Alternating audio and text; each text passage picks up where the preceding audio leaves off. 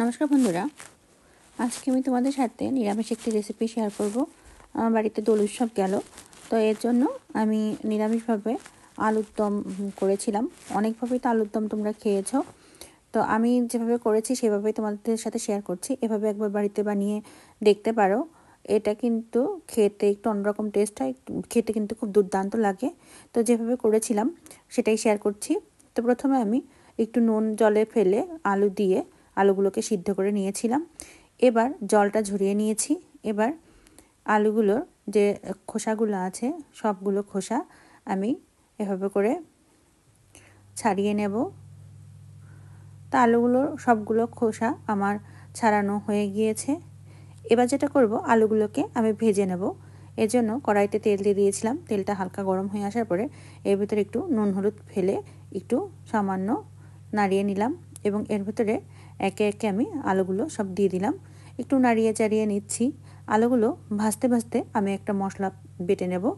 তো এর জন্য একটা মিক্সি জারে দিয়ে দিয়েছি 1 চামচ মতো জিরা, 1 চামচ মতো ধনিয়া, 2টো এলাচ, ছোটো এলাচ, একটা বড় এলাচ, জয়িত্রী, 4 মগজ, পোস্তদানা একটু জল দিয়ে বেটে নিয়েছি। যদি একবারে বাটা না হয় একটু জল দিয়ে খানিকক্ষণ আগে ভিজিয়ে রাখতে পারো, তারপরে বেটে নিতে পারো, তাহলে বেশ ভালো বাটা হয়।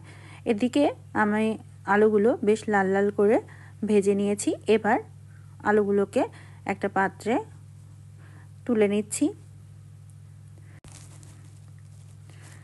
এবার আলু ভাজার যে তেলটা আছে সেই তেলেই আমরা রান্নাটা করে নেব। তো যে পেস্টটা করে রেখেছিলাম, মানে যে বাটনাটা বেটে রেখেছিলাম সেটাই এর ভিতরে দিয়ে দিলাম।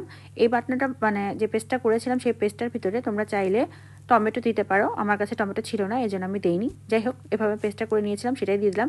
এর ভিতরে এখন গুঁড়া মশলাগুলো দিয়ে দিচ্ছি। এখানে আমি হলুদ গুঁড়ো দিয়েছি, লঙ্কা গুঁড়ো দিয়েছি, কাশ্মীরি রেড চিলি পাউডার দিয়েছি, আর দিয়েছি স্বাদ মতো লবণ। দিয়ে মশলাটাকে বেশ ভালোভাবে আমি কষিয়ে নিচ্ছি। মশলাটা যখন এরকম কষে তেল ছেড়ে দেবে তখন এর ভিতরে আলুগুলো দিয়ে দেব। আলুগুলো দিয়ে মশলার সাথে বেশ সময় নিয়ে কষাতে থাকবো। একটু সময় নিয়ে বেশ আলতো হাতে আলুগুলোকে মশলার সাথে আমি কষিয়ে নিচ্ছি। আলুগুলো যখন এরকম কষে উঠবে এবং তেল ছেড়ে দেবে তখন আমি মিক্সি ধোয়া জল দিয়ে দিলাম এবং আরও খানিকটা জল দিয়ে দিলাম ঝোলের জন্য। আর দিয়ে দিলাম কাঁচা লঙ্কা, মাঝখান থেকে ফাটিয়ে 2টো কাঁচা লঙ্কা আমি এখানে দিয়ে দিয়েছি। এবার জলের সাথে বেশ ভালোভাবে সব কিছু আমি মিক্স করে নিলাম যাতে মশলার সাথে ভালোভাবে মিশে যায়। এবার ঝোলটাকে জাল হতে দেবো। মাঝখানে আমি সামান্য একটু চিনি দিয়ে দিয়েছিলাম, যেহেতু নিরামিষ রান্না চিনি দিলে টেস্টটা আসে, এটার জন্য আমি একটু চিনি দিয়েছিলাম। তোমরা চাইলে দিতেও পারো, নাও দিতে পারো। তো এবার আমি ঝোলটা 5-6 মিনিটের জন্য ফুটিয়ে নেব। যখন ফুটে উঠবে এবং তেলটা উপর দিয়ে ছেড়ে দেবে তখন আমি নামানোর আগে গরম মশলা গুঁড়ো, ঘি এবং ধনিয়া পাতা কুচি উপর দিয়ে দিলাম। দিয়ে হালকা একটু নাড়িয়ে চাড়িয়ে নেব যাতে সব কিছু ভালোভাবে মিশে যায়, এই জন্য হালকা একটু নাড়িয়ে চাড়িয়ে নিলাম। এবার আমি নামিয়ে পরিবেশন করে নেব। এটা কিন্তু ভাত, রুটি, পোলাও যে কোনো জিনিসের সাথে খেতে কিন্তু খুব ভালো লাগে। তোমরা চাইলে ঝোলটা আর একটু কম রাখতে পারো, আমি একটু বেশিই রেখেছি। যাই হোক, এটাই ছিল তোমাদের সাথে আমার শেয়ার করা রেসিপি।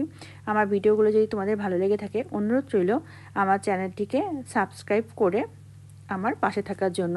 তা আজকের মতো এখানে বিদায় নিচ্ছি, পরবর্তীতে দেখাবে নতুন কোনো ভিডিও নিয়ে।